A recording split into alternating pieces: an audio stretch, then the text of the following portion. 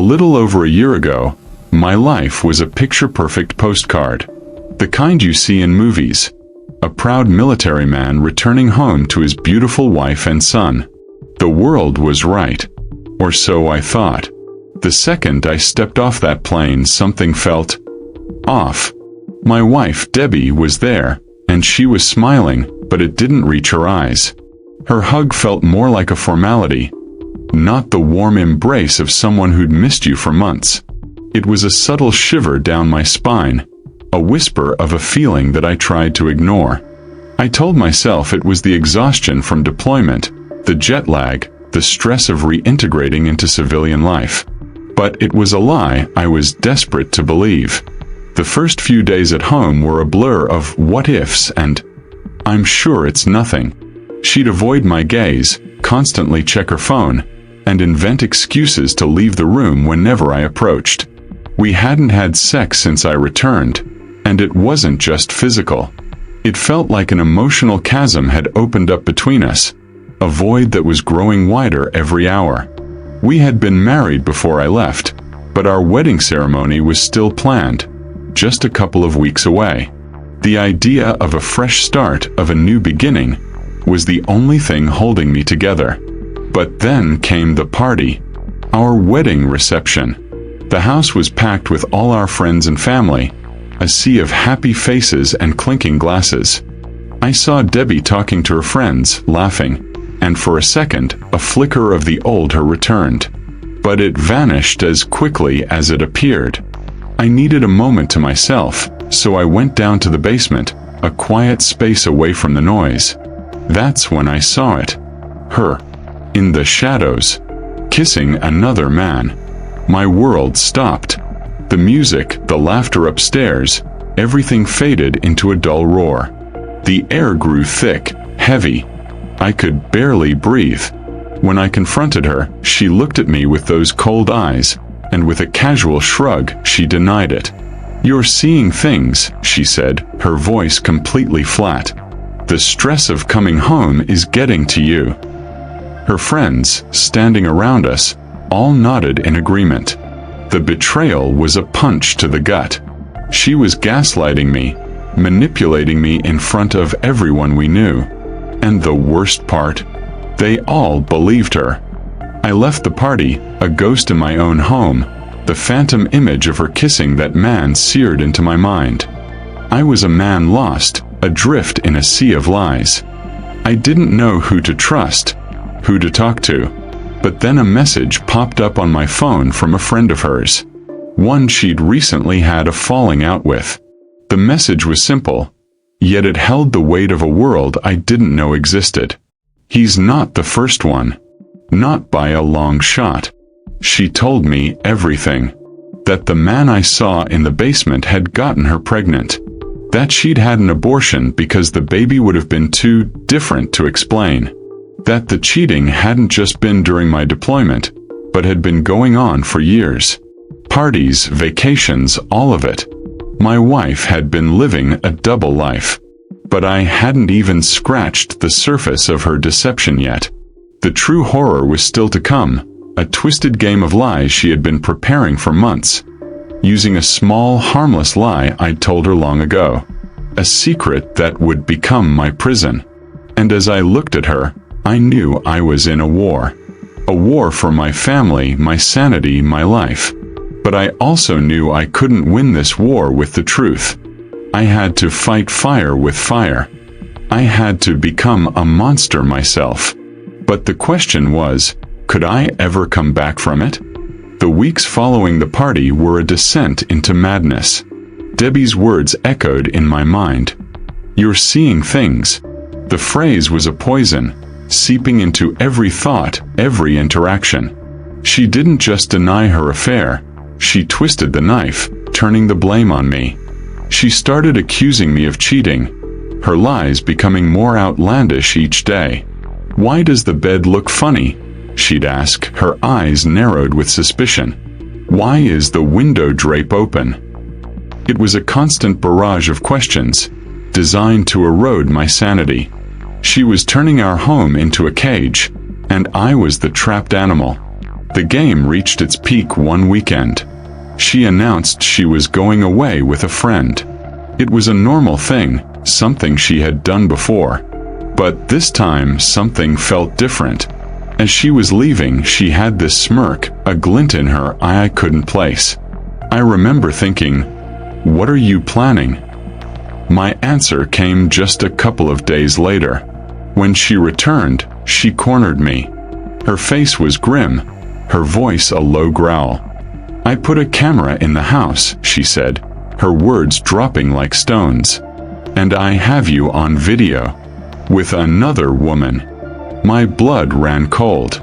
But then, a strange calmness settled over me. I hadn't been home all weekend. I'd gone to a friend's place to watch movies, to escape the suffocating atmosphere of my own home. I knew she was lying. The camera was a phantom, a ghost weapon in her twisted arsenal. She needed to frame me, to make me the villain in this story, so she could walk away scot-free. It was her last, desperate attempt to win. This was the moment. The turning point. I could call her bluff, expose her lie. But then what? We'd just go back to the constant accusations. The emotional warfare. No, I had to play her game. To see how far she would go, what her ultimate goal was. So, I looked her in the eye and lied. "You're right," I said, a slow, deliberate confession. "I had a woman over." And that's when the dam broke. She went insane. She started screaming about her faithfulness, her devotion as a mother, how she had held the fort down while I was gone. And then the final blow. The threat that cut deeper than any other. "You'll never see our son again." The threat was a spear straight to my heart. But the most chilling part? The words were all rehearsed. A performance she had meticulously prepared. Just for this moment. When she finally ran out of breath, she asked if I had anything to say. I just looked at her, my face a mask of stone. "Are you done yet?" The words came out cold, detached. I saw the flash of surprise in her eyes, followed by a flicker of fear. And then I delivered the final verdict. "You're a liar, Debbie. You never had a camera. And you're done playing me." But what she did next, what she did after our separation, was a whole new level of cruelty. A public spectacle of my life. A lie so grand it would shock a nation. A lie that would tear my world apart. The truth had been a weapon, but now it was a ghost. She took my feigned admission and ran with it, crafting a narrative so vile and intricate, it was impossible to untangle. She told everyone, our friends, my family, even strangers, that I was a cheater. And not just a cheater, she painted me as a monster, a man living a double life himself. She claimed I was gay, that I was sleeping with men overseas, that the woman I'd confessed to having over was actually a man. It was absurd, but she told the story with such conviction that people began to believe her. The separation was a surreal nightmare. I was a man living in the shadows, constantly looking over my shoulder. It was a paranoid existence, and soon I found out why. After we had separated, she had placed hidden cameras in my living space, in my private home. She was a ghost in my own machine, watching my every move, listening to my every word. It was a violation so profound I still feel it deep in my bones. She recorded me with other people, and when she found a video of me with another man, she used it as proof.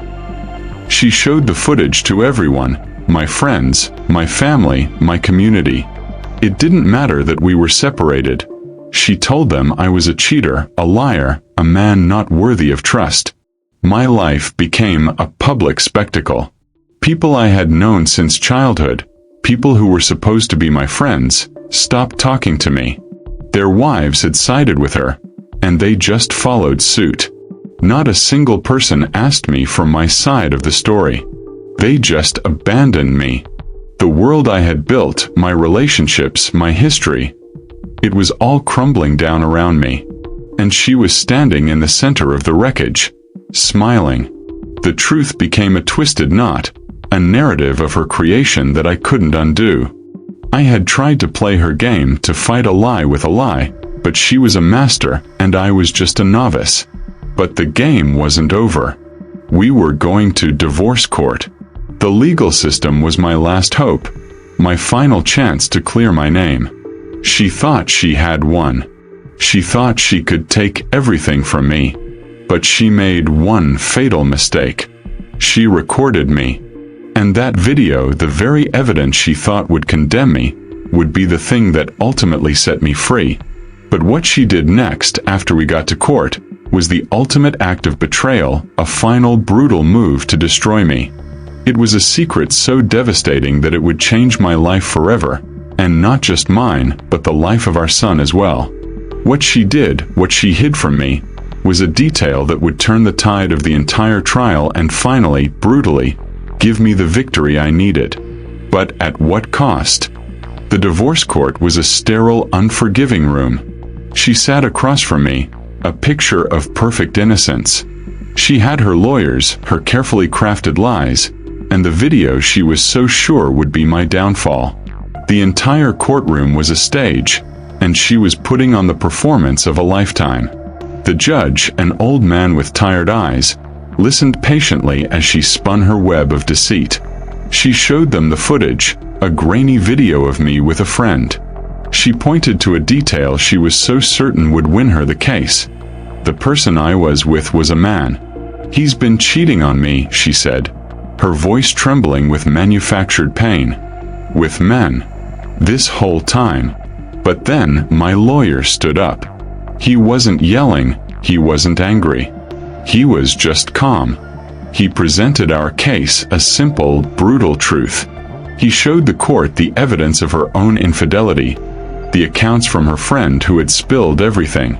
But the real game changer was the video itself. He showed the court that the footage she had presented as proof of my cheating was actually a violation of my privacy, taken by hidden cameras she had placed in my private living space. The judge ruled that her actions were revenge porn.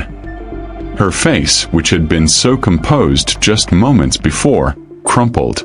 The mask of innocence slipped, and for a second, I saw the monster underneath. A sense of justice, a feeling of triumph I hadn't felt in a long time, washed over me. I had won. I won 50% custody of our son, and she was ordered to pay child support. The truth had finally been revealed, and she was forced to face the consequences. But as I left the courthouse, the victory felt hollow. I had won the legal battle, but the war for my life, for my relationships, was far from over. I'd lost friends and family. A lot of them still believed her lies. I knew she was living the same double life now, and that the new boyfriend she had was a fool to believe her. I thought about revenge, about posting the truth on social media, about sending out fake wedding invitations with photos of her and the man she cheated with. But I couldn't. I couldn't stoop to her level. I had to accept the bitter truth that some people just weren't worth it. Some friends were never really friends to begin with. The court's verdict was my vindication, my final victory. But the true victory was finding peace within myself. It was about choosing to be the man I was before all this, a good man, a good father. I may have lost some people along the way, but I had gained my sanity, my son, and my freedom.